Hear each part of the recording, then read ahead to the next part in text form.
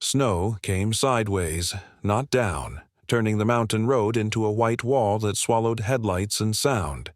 The cabin sat alone in the pines, off-grid, half-buried, its windows dark like eyes that refused to blink.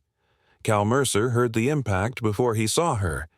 Something soft hitting the porch boards, then a thin, strangled breath.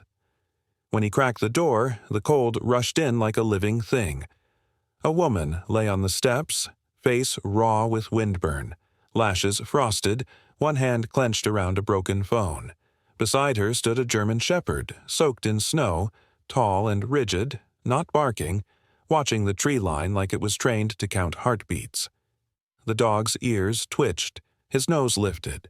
Then he stepped between Cal and the woman, a silent warning. Cal's fingers tightened on the flashlight. He swept the beam across the drifted yard and caught it. Blood on the snow, bright and fresh, leading away from the porch, not toward it. Another set of tracks cut through the powder, wide stride, deliberate, circling the cabin like a hunter testing fences. The shepherd's lips pulled back without sound. From somewhere beyond the trees, a single engine idled, then shut off.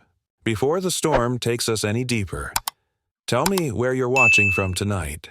A city apartment, a quiet farmhouse, a truck stop with the heater running. Wherever you are, you're not alone here.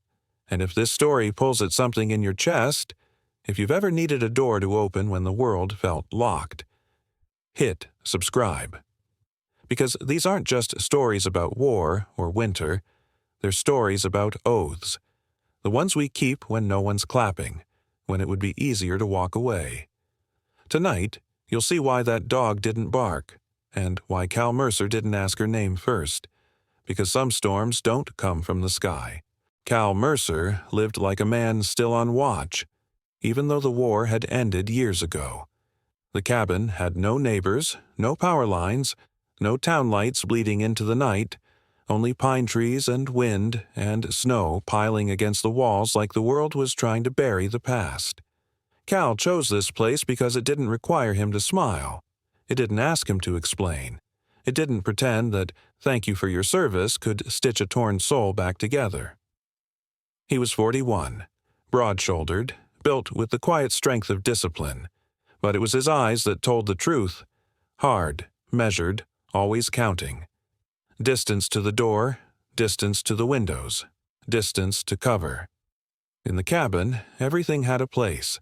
A knife by the sink, a flashlight by the frame, a trauma kit in the second drawer on the left, not because he was neat, because he needed the world to stay ordered so the chaos in his head didn't win.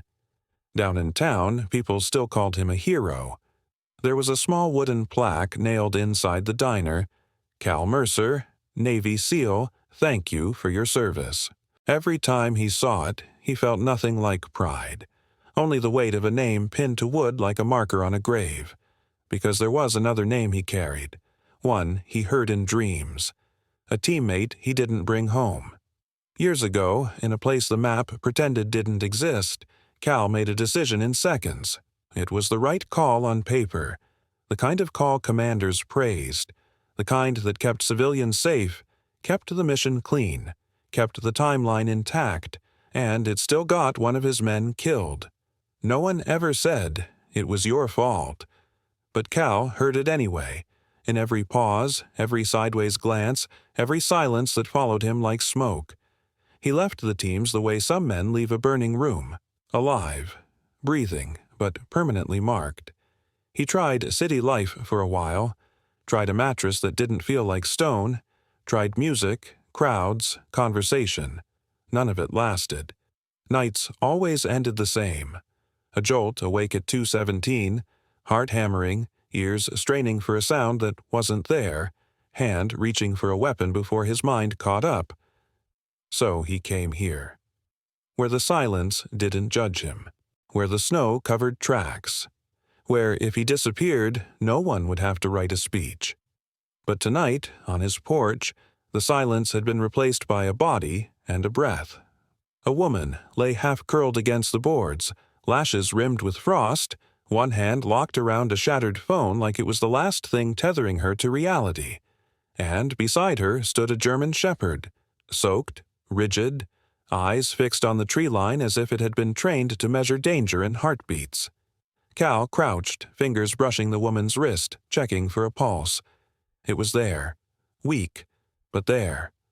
Her eyes fluttered open, trying to focus through pain and cold. In the beam of his flashlight, he saw something that unsettled him more than blood in the snow. She didn't look at him like a beggar. She looked at him like someone being hunted. The dog didn't move, didn't bark, just held position, between Cal and the woman, like a living wall. Cal straightened slowly. His breath fogged the air. His gaze dropped once more to the tracks circling the cabin. Wide stride, deliberate, not lost, not accidental. Whoever had made them knew exactly where they were. For the first time in a long time, Cal didn't feel like this cabin was a hiding place. It felt like a checkpoint. He pulled the door open wider, voice low and sharp. Inside. Now. And as the wind swallowed the porch again, Cal Mercer realized something with icy clarity. Whatever this woman was running from, it had already found his front steps. The dog was the first thing Cal trusted, because the dog didn't lie. Up close, the German shepherd wasn't a stray. Not even close. He was large, lean, built like function instead of show. Thick winter coat soaked through, paws packed with ice, but his posture stayed disciplined. No frantic pacing, no wild eyes. Just control. Training. The collar was worn but intact, the kind meant to survive rough work. A faded strip of Velcro clung to it, torn where a patch used to be. Cal angled the flashlight, catching a ghost of stitching, letters that had once been proud and clear. K9. The shepherd's gaze never left the dark between the trees. His ears flicked once, twice, tiny movements that meant he was listening to things Cal couldn't hear. Not yet. Cal had met men like that dog. The quiet ones, the ones who didn't waste noise, the ones who stayed still until the moment they moved, and then it was already too late for the threat. He shut the door and dropped the deadbolt. Then he added the second lock he'd installed himself, steel bar across the frame. Old habits didn't die. They just became home decor. The woman's breathing hitched behind him. She was trying not to shiver, trying to keep dignity even as the cold ate at her bones. Cal didn't comment on it.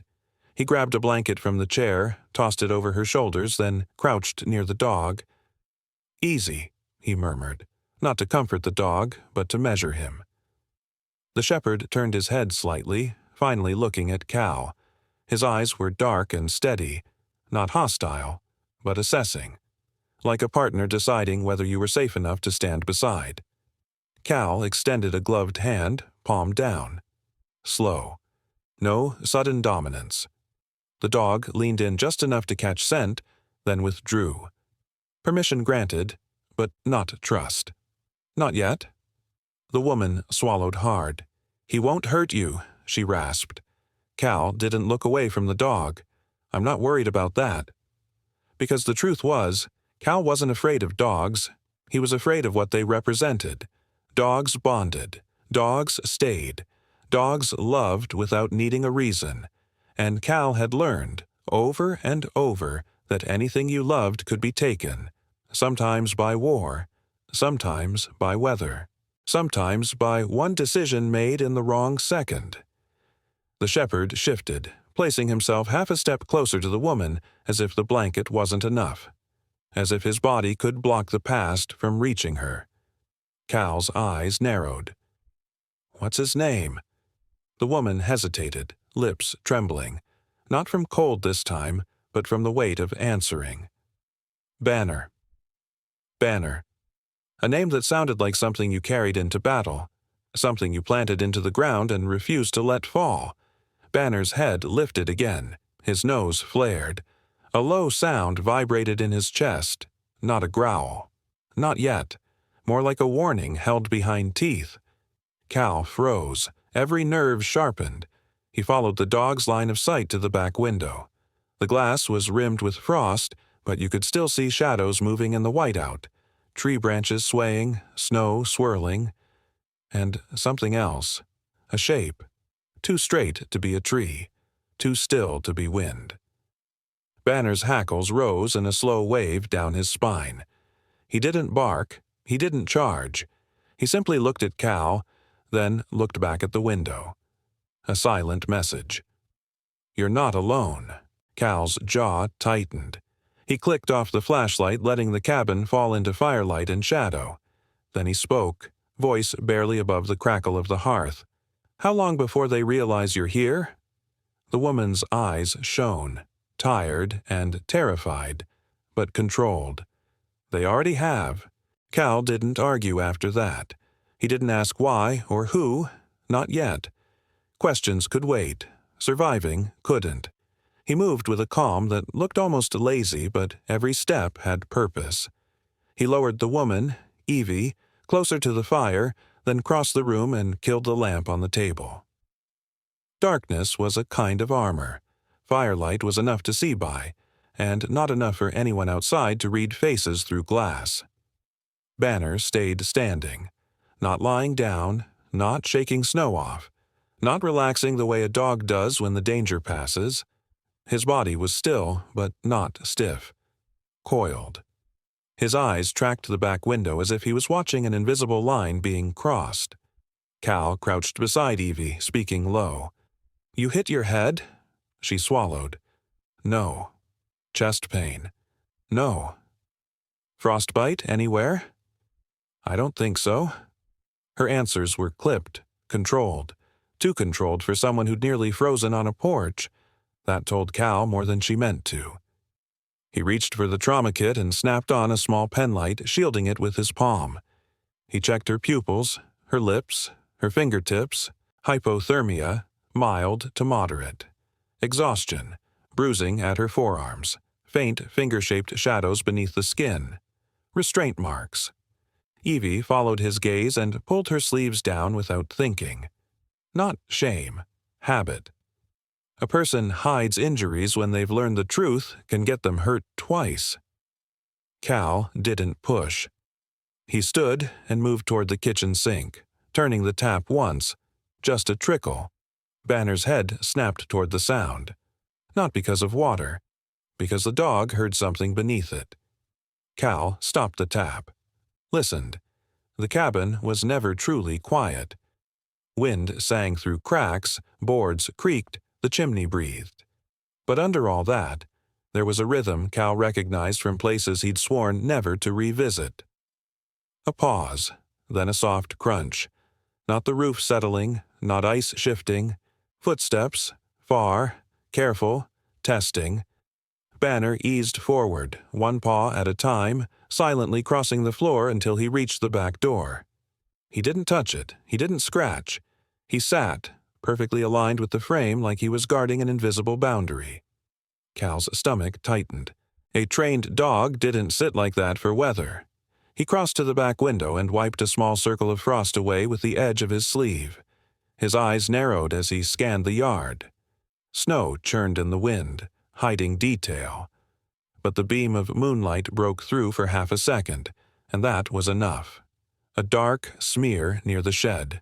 Not shadow. A boot print. Fresh. Deep. Heavy. It hadn't been there when he opened the front door. Cal's gaze shifted to the fence line.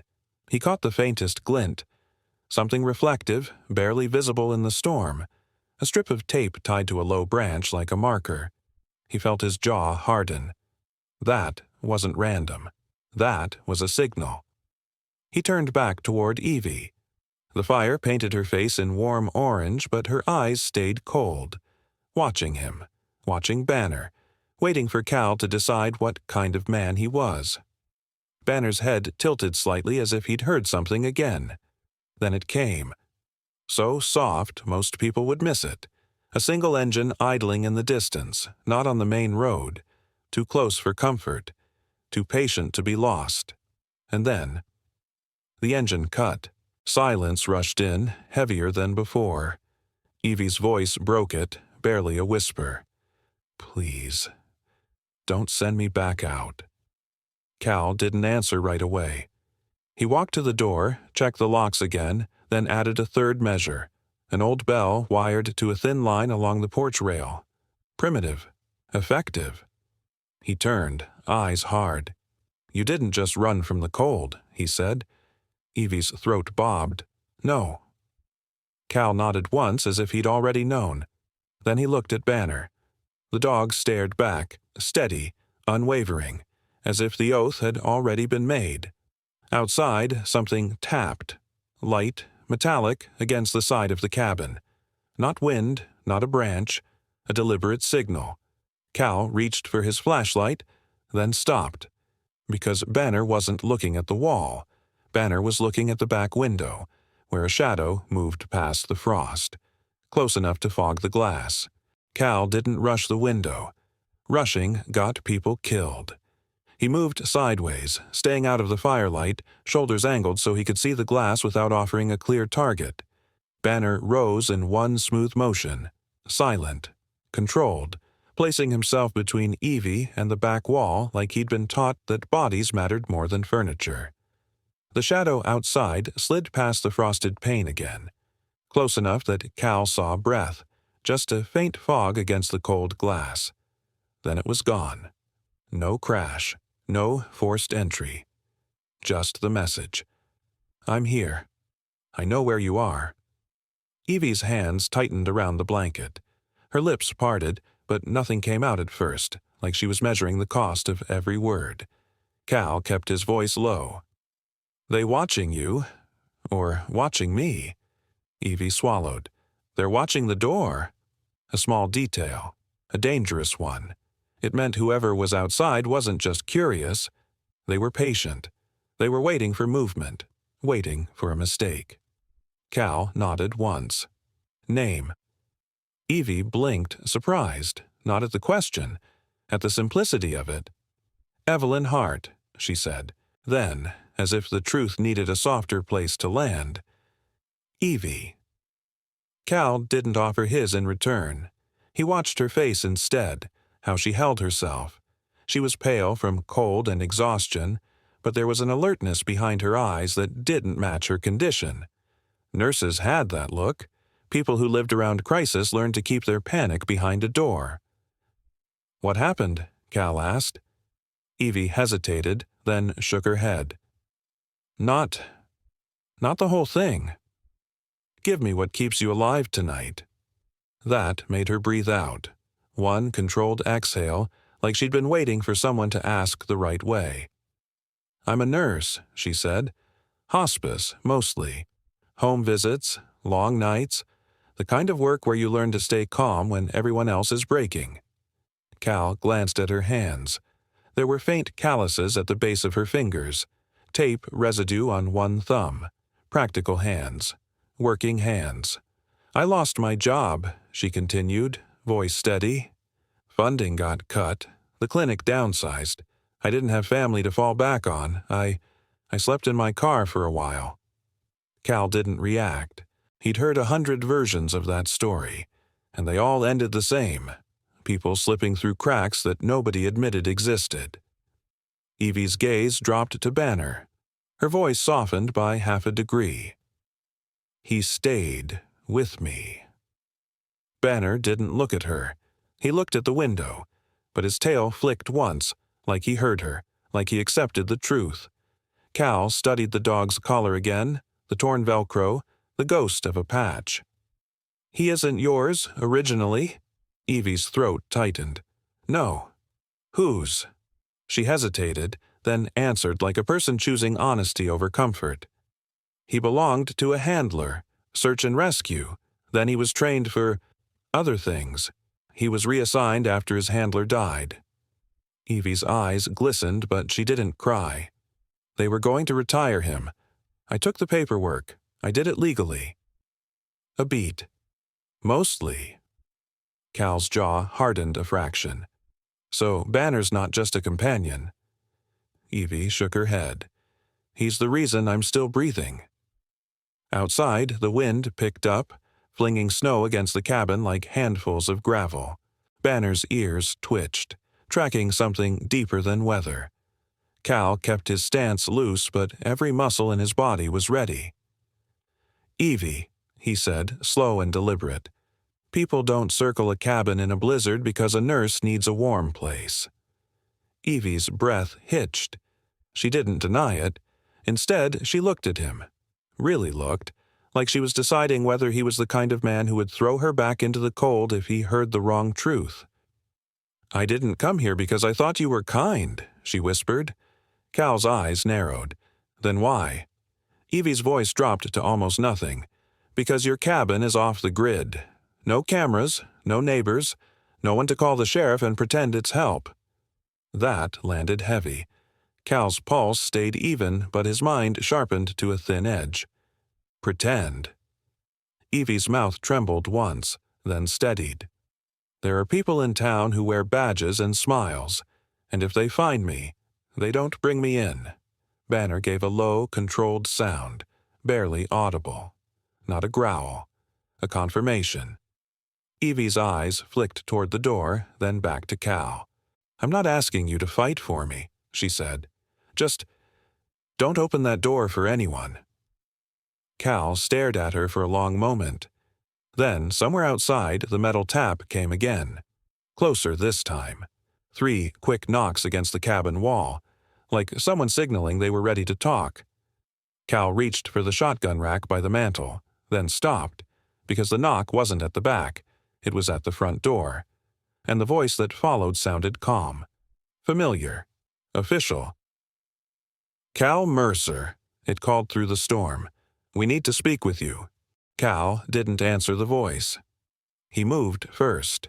Quiet, efficient, like the years had carved the hesitation out of him. He gestured with 2 fingers toward the hallway, then to the small storage room behind the kitchen. Evie understood instantly. She rose on unsteady legs, blankets still around her shoulders. Banner stepped in close, guiding her with his body without pushing, just positioning, like he was trained to move a person out of a line of fire. Cal whispered, "Back room. Stay off the floorboards near the window." Evie's eyes widened at how specific that was, but she nodded. Banner followed her halfway, then stopped. He sat squarely in the kitchen doorway, guarding both directions. Cal reached into the drawer, pulled out a small radio, old, compact, then thought better and set it down. Too much signal, too much footprint. He turned instead to the mantel and lifted his shotgun from the rack, keeping it low, not pointed at the door. A tool, not a threat. He killed the firelight as much as he could without letting the room go black. Pulled the curtain tighter, shifted so his silhouette wouldn't be framed by the flames. The cabin became what it had always been meant to be. A shadow with teeth. The knock came again. Firm. Professional. "Cal Mercer," the voice repeated, louder now. "Open up. It's Deputy Harlan." Deputy. Cal's jaw tightened. He knew that name. Not personally, but the town knew it. Friendly badge, steady handshake, the kind of man people described as dependable. The kind of man who showed up at barbecues and charity drives. The kind of man no one questioned. Banner's ears flattened just slightly. His gaze locked on the door like it had turned into a living thing. Cal's voice stayed calm when he finally replied. "It's a blizzard. What are you doing out here?" A pause. Then the deputy's tone softened. Practiced concern. "We got a call about a woman in distress. Vehicle found down the road. Thought she might have wandered this way." Cal's eyes flicked to the window, to the deep tracks circling the cabin, to the reflective tape tied to the branch. Not search and rescue. Not concern. Containment. He stepped closer to the door, staying just out of the peephole's line. "In this weather, you don't send one deputy alone." Another pause, just long enough to feel like a lie being assembled. "I've got someone with me," the deputy said. "Just trying to do our job, Cal." Cal didn't like how the man said his name. Like they were old friends. Like he'd already decided Cal belonged to him. Banner's chest vibrated, still not a bark. A warning held behind control. From the back room, Evie's voice floated faintly, tight with restraint. "Don't." Cal didn't look back. He whispered, barely moving his lips, "I'm not." Then he raised his voice toward the door. "You can leave a card in the storm. Come back when the road's clear." The deputy's patience thinned for half a second, just a hairline crack. "Cal, we don't want this to be difficult." That sentence landed wrong. Not "we don't want you to be hurt," not "we're here to help," just "don't make this hard for us." Cal's mind moved fast. If the deputy was legit, he'd call it in, ask for backup. Wait. If he wasn't, he'd push, and Cal didn't intend to give him an inch. He shifted his weight, listening. Outside, the wind howled, but beneath it he caught something else. The faint crunch of boots moving left, not toward the porch steps, but toward the side of the cabin. Flanking. Banner stood up in one smooth motion and moved, not toward the door, but toward the back hall. A silent signal. They're not alone. Cal's pulse stayed steady, but his blood cooled. He kept his voice measured. "Deputy, if you've got someone with you, tell him to step into view. Right now." Silence. Then the deputy exhaled, like a man pretending to be patient with a child. "Cal, you know me. You know I'm not here to cause trouble." Cal leaned in closer to the door, voice turning to steel. "Then prove it." A faint shift outside, fabric brushing wood, close to the window frame. Cal's eyes snapped toward the back window. A shadow moved across the frost again. Too close. Then, so soft it was almost nothing, metal scraped against the latch of the storm cellar door on the side of the cabin. Evie sucked in a breath from the back room. Banner's head turned toward the sound, body tense, ready. Cal's hand tightened on the shotgun, still low, still controlled. He spoke without taking his eyes off the window. "Evie," he said quietly, "tell me what they want." Her answer came like a confession forced through teeth.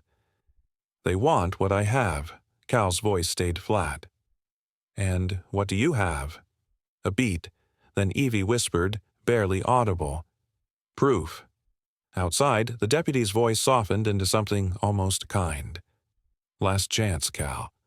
And the deadbolt, without anyone inside touching it, gave a tiny, unnatural click. Like a tool had found its way into the wrong place. Like the cabin's safety was about to become a memory. Cal didn't swing the door open. He didn't shout. He didn't give the storm the satisfaction of drama. Instead, he moved like a man who had learned that control is what keeps breathing possible. He stepped away from the door, cut the angle to the sidewall, and let the deputy's voice hang outside unanswered while he listened to the real conversation, the one happening through the floorboards. Another scrape, a tiny shift of pressure. Whoever was working the latch wasn't guessing. They were practiced. Cal's eyes met Banner's for half a second, and the dog's body went rigid in a way that meant one thing. The threat wasn't leaving. Cal lowered the shotgun behind the kitchen island, not to hide it, but to keep his hands free, then took 2 slow steps toward the back hall. "Stay with her," he murmured. Banner didn't bark, didn't whine, just pivoted and placed himself in front of the storage room door like a silent oath made flesh. Inside the back room, Evie was standing now, shoulders squared despite the blanket slipping down her arms. The fear in her eyes didn't look like panic. It looked like calculation. Cal caught that and filed it away. "Talk to me," he said, voice low enough that the walls couldn't betray him. "Proof of what?" Evie swallowed once, then forced her hands to stop shaking by clasping them together like she was about to start an IV. "I worked hospice," she said. "Home visits, pain management, end-of-life paperwork." She paused, listening to the faint movements outside. "There's a program in town. People call it a charity. Veteran support, medical outreach, donations. Everyone praises it. Everyone trusts the man who runs it." Cal's jaw tightened as another metallic click whispered from the cellar's side. "And you don't." Evie's mouth pulled into something that wasn't quite a smile. I did, until I saw the numbers not matching the meds. Her voice stayed steady, but her eyes flicked to Banner like she needed grounding. Morphine, oxy, fentanyl patches, things that are supposed to be tracked. They disappeared. Then the deaths started to get convenient. Too fast, too quiet. Families told the same story. They went peacefully. But the charts didn't read like peace. They read like someone cleaning up. Cal felt the old anger stir, cold and precise. "You reported it?" he asked. Evie nodded. "Internally first, then to someone I thought was safe." A hollow beat of silence. That's when the calls started. Then the car following me. Then the deputy checking on me outside a grocery store like I was the problem. I kept copies, records, receipts, a recording. I wasn't trying to be a hero. I just didn't want people dying unseen. Outside, the deputy knocked again, louder now, and his voice turned warmer, almost friendly, as if friendliness could pry locks open. "Cal, come on, brother. We're just trying to help." Cal didn't answer. He was staring at Evie, and something in his expression shifted. Not softness, not romance. Recognition. He knew this pattern. A respected face. A protected system. The person telling the truth becoming the threat. Evie's throat tightened. "I didn't come here to drag you into it," she whispered. "I just needed one night where the storm was louder than them." The cabin creaked as wind pushed against it, and Banner's ears snapped toward the front again. Cal exhaled slowly, forcing his mind to stay clean. "Where's the proof?" he asked. Evie reached beneath her coat and pulled out a flat, zip-sealed pouch taped tight against her ribs, like she'd been carrying a heartbeat that wasn't hers. Inside was a small flash drive, a folded stack of paper, and a phone wrapped in plastic. "If they get this," she said, "I become a story they tell, and no one ever asks questions." Cal's gaze hardened, but his voice stayed controlled. "Then we don't let them get it." Another click sounded, closer, sharper, followed by a faint curse outside like someone's tool had slipped. Banner growled low for the first time, and the sound wasn't aggression. It was a boundary being drawn. Cal lifted his eyes to the door, and in the orange glow of the firelight, his face looked like stone.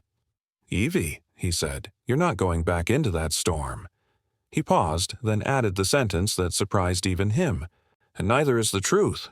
Cal didn't flinch when the cabin groaned under the wind. He flinched when Evie said the word charity. In small towns, charity wasn't just a program, it was a shield.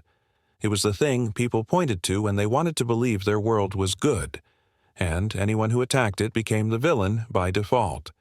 He kept his voice low, controlled. "Name," he said.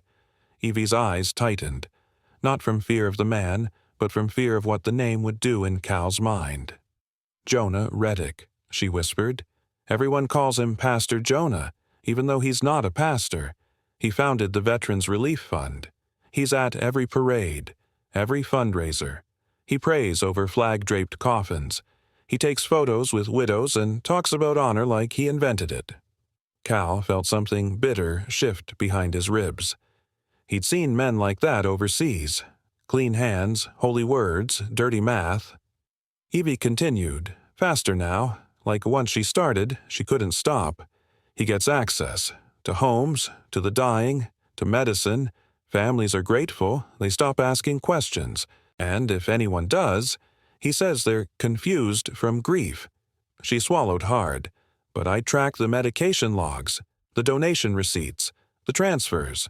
I recorded him on my phone when he thought I was begging for help.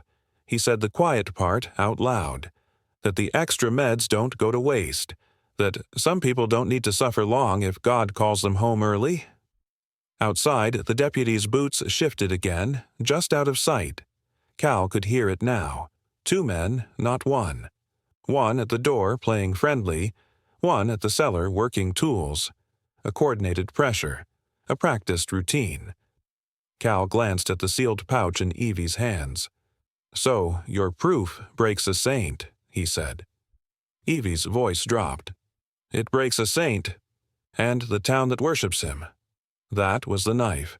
Not just danger, but consequence. If Jonah Reddick fell, people would lose more than a leader. They would lose their story about themselves. Cal leaned closer, eyes hard.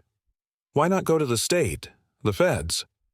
Evie let out a short, humorless breath. "I tried. The first call got rerouted back to local support. The second time, a deputy showed up at my motel room with a smile and a wellness check." She looked at his locked door as if she could see through it. "These men don't just protect him. They belong to him." Cal's jaw worked once, slow. He wasn't thinking about violence. Not yet. He was thinking about timing, leverage, exits, and the one thing he trusted more than any badge: evidence that could live beyond a single body. "If they take it," he said, nodding at the pouch, "they erase you." Evie nodded. "And if you help me keep it, they'll come for you too." She lifted her chin, and in the firelight Cal saw it, the choice she'd already made. "That's why I didn't want to tell you. You could still open the door and say you never saw me." Banner shifted his weight, pressing closer to the storage room door, like even he refused the idea.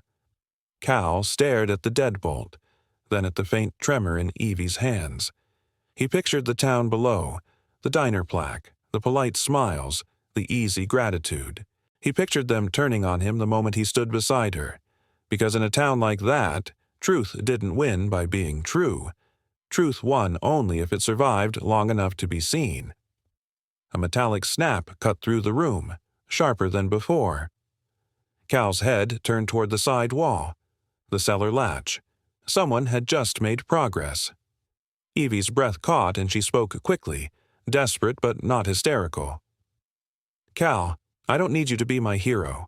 I need you to not be their silence." Cal's eyes narrowed. Silence. That word hit him like a bruise. Because silence was what he'd lived in since the day his teammate died, the kind of silence that keeps you alive but rots you from the inside. He exhaled slowly, then reached out and took the pouch from Evie's hands. Not rough, not gentle, just final. "Then listen to me," he said. "You're not surrendering. Not to them, not to the storm, not to a town that confuses faith with fear." Banner's ears snapped toward the front door as the deputy's voice softened again, coaxing. "Cal, I don't want to kick this in. Open up and we'll talk like men." Cal's mouth tightened into something almost like a smile. "We are going to talk like men," he murmured to Evie. "Just not on their terms." And for the first time since she'd staggered onto his porch, Evie's eyes showed something other than survival. They showed hope, dangerous, fragile, like a match held in a blizzard. Cal didn't move toward the door. He moved away from it, deeper into the cabin, like he was refusing to be pulled into the deputy's script. He tucked the sealed pouch into a metal bread box, slid it behind a false panel under the sink, then set a heavy pot back in place like nothing had changed. Evie watched him, blinking hard, realizing this wasn't bravado. This was procedure. Banner stayed planted at the hallway line, ears tracking the outside voice, body angled so he could pivot either direction in a heartbeat. The deputy knocked again, but the rhythm changed. Less polite, more certain. "Cal, open up. You're making this worse." Cal leaned close to Evie and spoke in a whisper that didn't tremble. "If he's legit, he waits. If he's not, he escalates." Evie's eyes slid to the side wall, where the cellar latch had scraped moments ago. "He's not going to wait," she whispered back. Cal nodded once, already knowing. He crossed to the window, wiped a narrow stripe of frost away, and scanned the yard without using light. The storm had thinned just enough to reveal shapes: fence posts, the edge of the shed, the pale road cutting through pines like a scar. Near the tree line, something darker shifted, then froze. A man, hood up, standing still like he belonged to the weather.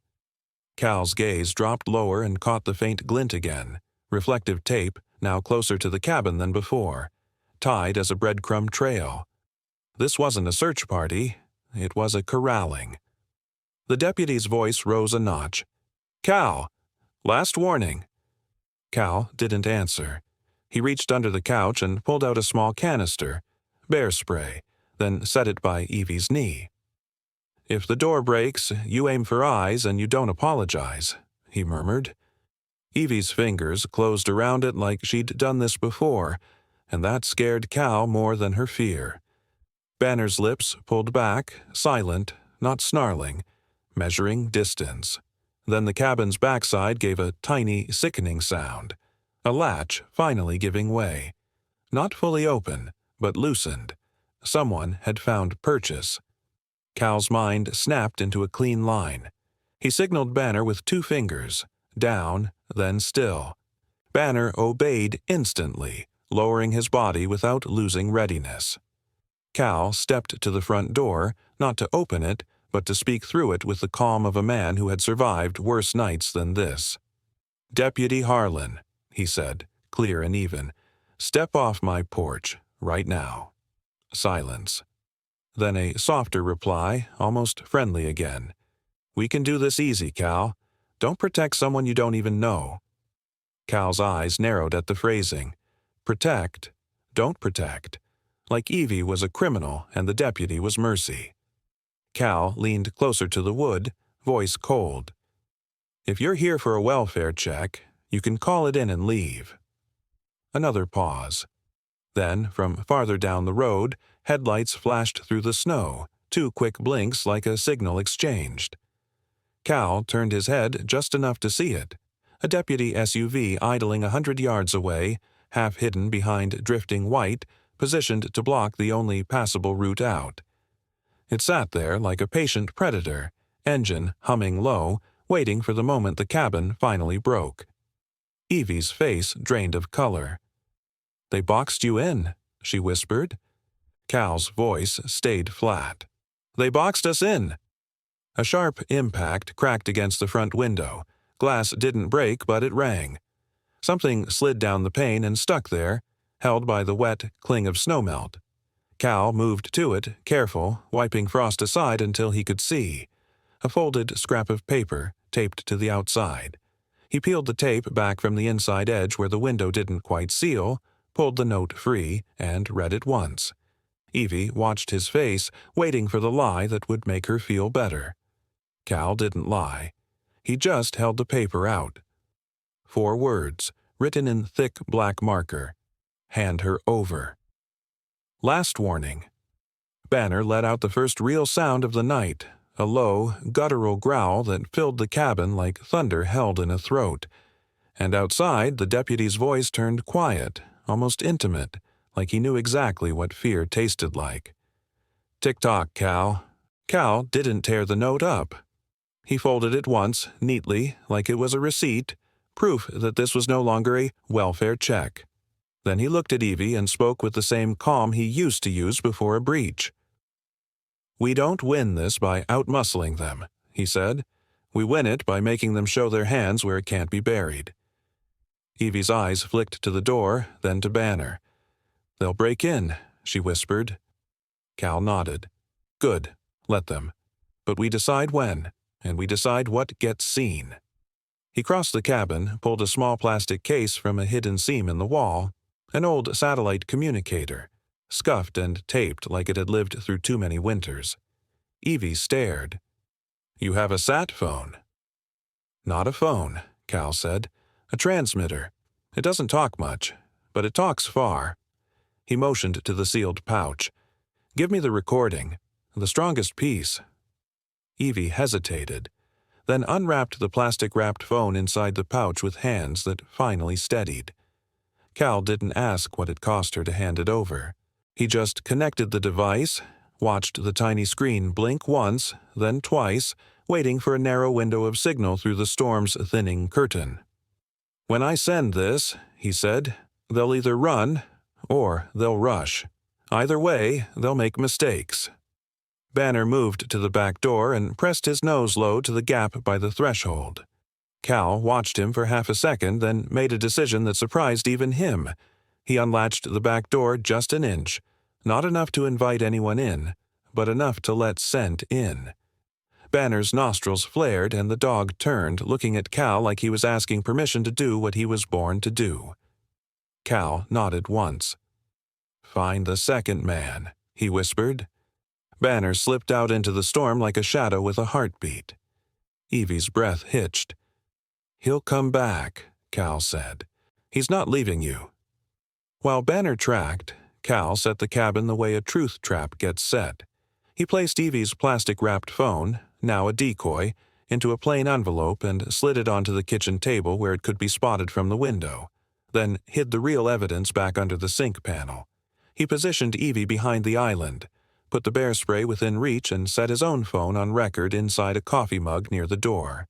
Microphone pointed toward the wood, capturing everything. "If he says your name, if he admits he's here for you, if he threatens me, that's our lever," Cal said. "You don't speak. You breathe. You let him talk." Evie swallowed, then nodded, eyes locked on his. "You're doing this for me." Cal's gaze hardened, but his voice softened by fraction. "I'm doing it because I've lived too long letting the wrong people control the story." A faint sound cut through the wind. Banner's return, claws silent on the porch boards. The dog appeared at the back door, snow-crusted along his muzzle, eyes sharper than before. He didn't bark. He didn't whine. He walked straight to Cal, then turned his head toward the road and held it there. Cal understood immediately. The second man wasn't in the trees anymore. He was near the SUV, waiting to block. Cal exhaled slowly, then thumbed the transmitter. 1 bar. 2. Enough. He attached the audio file, the medication logs photo Evie had saved, and the note's image. Then sent it to the only contact he still trusted, a state-level investigator who owed Cal a favor from a case years ago. The screen flashed a simple confirmation. Sent. Cal's pulse didn't spike with relief. It sharpened with certainty. Outside, the deputy's voice came again, lower now, stripped of friendliness. "Cal, we're done waiting." Cal stepped to the door, switched off the inside lamp so his face stayed hidden, then spoke through the wood with controlled calm. "Deputy Harlan," he said, "you're not leaving here clean." A pause. Then the deputy's tone turned thin and dangerous. "Open the door, or I'll open it for you." Cal let that hang for a beat so the recording could drink it in, then replied, ice cold. "Say why you're really here." Silence. Then, finally, the deputy gave him the gift of the truth, 2 words that weren't meant to be captured. "The nurse." Cal's eyes flicked to Evie. Her face went white. Cal kept his voice steady. "And if I don't?" The answer came instantly, with the confidence of a man protected by power. "Then you become a problem, too." Cal's expression didn't change, but something inside him clicked into place. An oath older than war, older than grief. You don't let the predator write the ending. He shifted 1 step back from the door, eyes on Evie, then on Banner. "Now," he murmured. Banner's body lowered, ready. Cal reached for the cord beside the mantel, the one connected to an old improvised siren he'd built for bears and trespassers, and pulled hard. The cabin screamed into the night, a piercing wail that sliced through snow and pines and silence, carrying down the mountain like a warning the whole town couldn't ignore. The siren didn't just cut the night, it changed it.